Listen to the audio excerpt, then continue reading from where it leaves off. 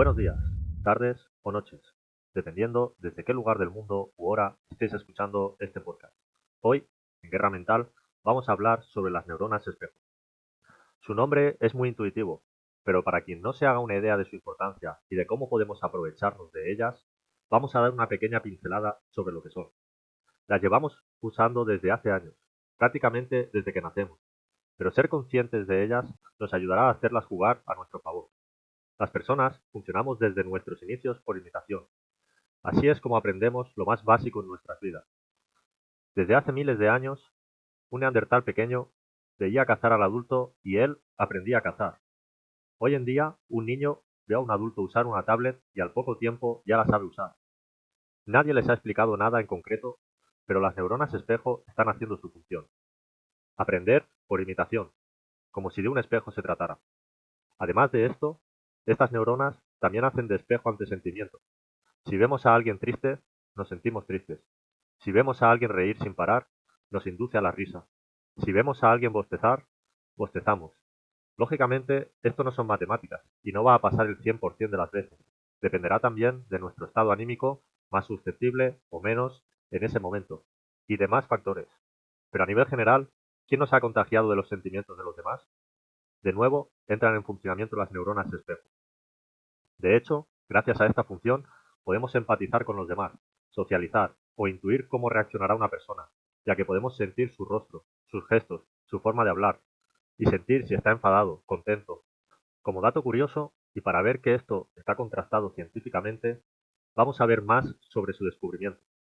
Os recuerdo que este canal está creado para ayudar a combatir nuestros enredos mentales y ser más fuertes para ganar nuestras batallas mentales. Por eso, para mí, es básico desgranar diferentes puntos y sobre todo hacer entender que tienen un sentido práctico real. No se tratan de imaginaciones fantasiosas. Hay muchas cosas estudiadas que si conseguimos interiorizarlas, creer en ellas, en su potencial real para cambiar nuestros enredos mentales y cómo aplicarlas a nuestro favor, tenemos una ventaja enorme respecto a quien no hace el esfuerzo de aprenderlo y aplicarlo. Al final, es nuestra vida. Si queremos mejorar, hay que esforzarse por aprender y aplicar lo que está más que estudiado y nos beneficia. Repito y repetiré muchas veces. No esperéis una tecla mágica ni nadie que os ilumine con una frase.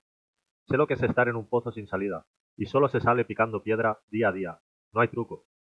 Bien, después de este sermón gratuito, vamos a seguir. Como decía, en 1996 es cuando por casualidad un grupo de investigadores en Italia estaban estudiando el funcionamiento de neuronas mediante electrodos en la corteza premotora de un grupo de primates cuando cogían objetos, en concreto, un plátano. Al coger el plátano se activaban las neuronas implicadas en el movimiento. La anécdota del descubrimiento fue cuando mientras un primate tenía los electrodos puestos, un investigador cogió un plátano delante del primate y la máquina dio la señal eléctrica de activación de las neuronas. Primero, los investigadores pensaron que era un fallo de la máquina, pero tras varias repeticiones se dieron cuenta que las mismas neuronas que se activaban cuando el primate cogía el plátano, también se activaban cuando el primate veía cómo otra persona hacía la misma acción. A partir de ahí, y tras investigaciones más profundas, se descubrió cómo nuestro cerebro aprende y se estimula creando circuitos neuronales cuando vemos a otros hacer algo que nos llama la atención. Imaginad un caso. Alguien que nunca en su vida ha visto un partido de tenis, ni ha oído hablar sobre este deporte. De repente, un día alguien le invita a jugar un partido. Aunque le expliquen cómo jugar, que tiene que golpear la pelota y pasarla al otro campo, le costará más que a la siguiente persona. Ahora, imaginad a alguien que desde pequeño ha estado viendo a diario partidos de tenis, yendo los fines de semana a ver partidos en vivo, que entrenadores le han explicado técnicas de golpe, de movimientos, etc. Esta segunda persona tampoco nunca ha jugado, pero si un día le invitan a jugar, sus circuitos neuronales, encargados de realizar los movimientos de tenis, harán que de forma innata le salga mucho mejor.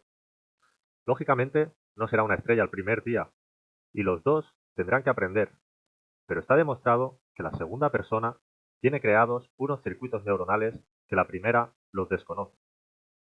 Si reflexionamos sobre esto, es increíble el partido que le podemos sacar a nuestro favor en muchos otros ámbitos de la vida.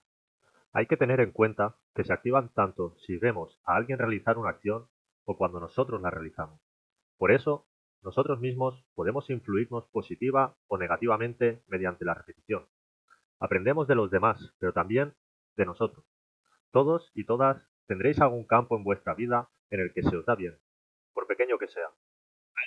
Será un genio construyendo rascacielos. Otro será un genio planchando camisas. En mi caso, soy más de planchar camisas. Al final, da igual en qué seas un genio. La cuestión es que si eres bueno en eso, es porque lo has hecho y hecho miles de veces. Has aprendido de ti mismo. Tus neuronas espejo han creado circuitos neuronales que funcionan a la perfección, porque de tanto hacerlo se crea ese circuito interno. De la misma manera, si dejas de practicarlo, se irá perdiendo este circuito en mayor o menor medida. Por lo tanto, ¿cómo me aprovecho de esto que estamos aprendiendo? No hay trucos. Hay ciencia y neuronas que tenemos que poner a trabajar ya. Dejar de quejarnos por cosas, sean grandes o pequeñas. Dejar de fijarnos en lo negativo de nuestra vida o de los demás. De relacionarnos con entornos, actividades, pensamientos negativos que no nos aportan, o por contra, buscar entornos, libros, audios, actividades que nos sumen, también nos hará seguir en el lado correcto o incorrecto para nuestro espejo mental. Es algo muy simple, pero que caemos sin darnos cuenta, y lo que estamos haciendo es crear circuitos mentales hacia la queja y lo negativo, mientras que los circuitos que teníamos hacia lo positivo se van deteriorando lentamente.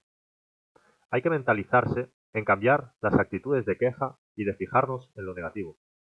En un día no se arregla ni es fácil, pero si se coge el esfuerzo y el hábito de aunque te duela algo, aunque te disguste algo, no te agrade una situación, aguantarte, sin quejarte, y aunque tu día tenga 99 cosas malas, pero una buena, aunque solo sea el olor del café por la mañana, fijarte en ese 1%. Te prometo que los circuitos neuronales hacia lo positivo se repararán, mientras los circuitos hacia lo negativo cada vez los deterioraremos más. Ese es el primer paso para limpiar el bucle mental que no deja ver, y si se sigue insistiendo, solo nos quedará un posible circuito mental, el positivo.